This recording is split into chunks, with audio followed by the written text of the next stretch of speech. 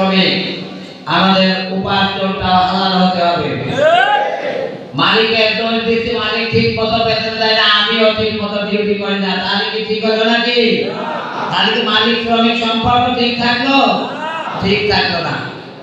আমরা যারা এখানে উপস্থিত আছি, আমরা এই দেশটাকে, এই দেশে এমন একটা জিনিস উপহার দিতে চাই যে যারা এদেশে ইসলাম মানে, যারা ইসলামের নিয়ম কৃষ্টি কালচারে জীবন পরিচালনা করতে চায়, তারা হালাল উপার্জন করে। আর যারা হালাল উপার্জন করে তারা কোনো কর্মে ফাঁকি দেয় না। আমরা ইনশাআল্লাহ দেব না নাকি?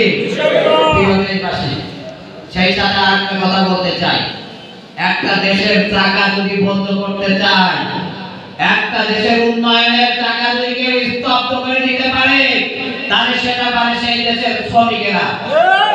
একটা দেশের অর্থনৈতিক সমৃদ্ধি অর্জনের জন্য সবচাইতে বড় ভূমিকা যারা পারে পালন করে তারা এই শ্রমিকরা। কিন্তু আমাদের দেশের শ্রমিকদের মধ্যে ঐক্য নাই, শ্রমিকদের মধ্যে ঐক্যের বন্ধন তৈরি হয় নাই। শ্রমিক কল্যাণ ফেডারেশন এই বাংলাদেশের সকল শ্রমিকদেরকে একটা ঐক্যের কাতারে আনতে চায়, আর সেই ঐক্যবদ্ধ প্রচেষ্টার মাধ্যমে এই বাংলাদেশের সকল শ্রমিককে তার ন্যায্য অধিকার পৌঁছে দিতে চায়। আর যদি এই অধিকার পৌঁছাতে হয়, তাহলে দেশে ইসলামী সরকার আসতে হবে। কোন জালেম, কোন জুলুমকারী যদি রাষ্ট্র ক্ষমতায় আসে, শ্রমিকের অধিকার ফিরে পাওয়া সম্ভব নয়। শ্রমিকের অধিকার ফিরে পেতে হবে, শ্রমিকের অধিকার ফিরে দিতে হবে।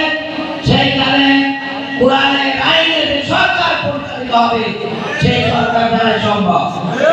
এজন্য আমি আপনাদেরকে আহ্বান জানাতে চাই, আমরা যেখানে যে সেক্টরে যেখানে যে অবস্থাতে কাজটা করি না কেন, আমাদের দায়িত্ব হবে এই বাংলাদেশের জমিনে, এই বাংলাদেশের প্রত্যেকটা ক্ষেত্রে কোরআনের আইন কার্যকরের মাধ্যমে বাংলাদেশের সকল মানুষের কাছে সঠিক অধিকার পৌঁছে দেওয়া।